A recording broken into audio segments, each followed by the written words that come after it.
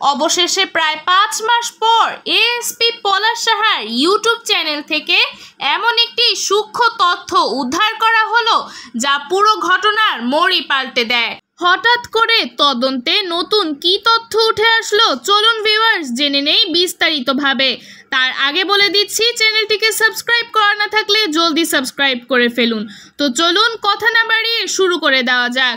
আজ থেকে প্রায় 5 মাস আগে পলাশ সাহা নিজেকে নিজে শেষ করে দেওয়ার সিদ্ধান্ত নিয়েছিলেন, যে সম্পর্কে অবগত ছিল না তার স্ত্রী, তার মা কিংবা অন্য কোনো আত্মীয় স্বজন বা বন্ধু বান্ধব। একা একাই দুনিয়ার মায়া ত্যাগ করে চলে গিয়েছিলেন পরপারে।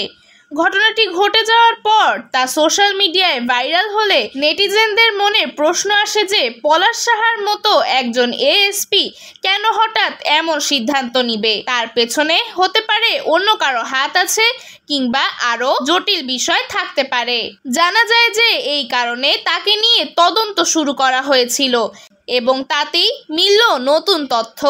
পলাশ সাহার নিজস্ব একটি ইউটিউব চ্যানেল আছে, আশা করছি সে সম্পর্কে সকলেই অবগত। ইতিমধ্যে তার চ্যানেলের ভিডিও সবাই দেখে ফেলেছেন এবং সেখানকার বিভিন্ন খণ্ডচিত্র কিন্তু আমাদের ভিডিওতেও আমরা তুলে ধরেছি আপনাদেরই স্বার্থে। এএসপি পলাশ সাহার চ্যানেলে বিয়ের নানা ভিডিও রয়েছে। পলাশ সুস্মিতার গায়ে হলুদ, বৌভাত এবং তাদের বিয়ের যে পুরো ভিডিওটা সেটিও কিন্তু সেখানে আপলোড করা রয়েছে, যার কারণেই আমরা কিন্তু তাদের বিয়ের বিভিন্ন মুহূর্তের আপডেট পেয়েছি।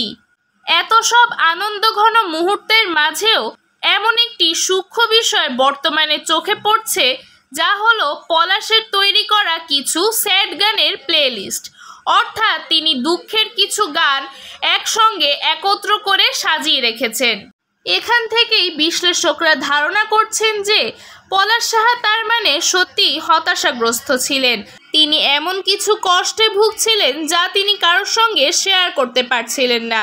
ফলে বিভিন্ন ধরনের স্যাড গান শুনে তিনি নিজের দুঃখের অনুভূতিটা প্রকাশ কিংবা প্রতিফলন করতে চাইতেন।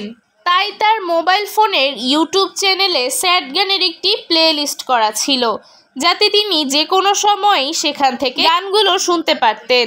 যেহেতু ধারণা করা হচ্ছে যে পলাশ সাহা তার মা ও স্ত্রীর ঝগড়া বিবাদ নিয়ে হতাশাগ্রস্ত ছিলেন, সেক্ষেত্রে কিন্তু এই গানের প্লেলিস্ট তৈরি করার বিষয়টি বেশ যুক্তিযুক্ত। আপনাদের কি মনে হয় ভিউয়ার্স? কমেন্ট করে জানাতে কিন্তু একদমই ভুলবেন না। পরবর্তীতে কী ধরনের ভিডিও দেখতে চান সেটিও কিন্তু কমেন্ট বক্সে জানাতে পারেন। আমাদের চ্যানেলে পলাশ সাহা সংক্রান্ত আরও বেশ কিছু আপডেট আপলোড করা আছে, চাইলে সেগুলো দেখে নিতে পারেন। সো ভিউয়ার্স, আজকের ভিডিও এ পর্যন্তই। পরবর্তী ভিডিও দেখার জন্য সকলকে আমন্ত্রণ রইল। ধন্যবাদ।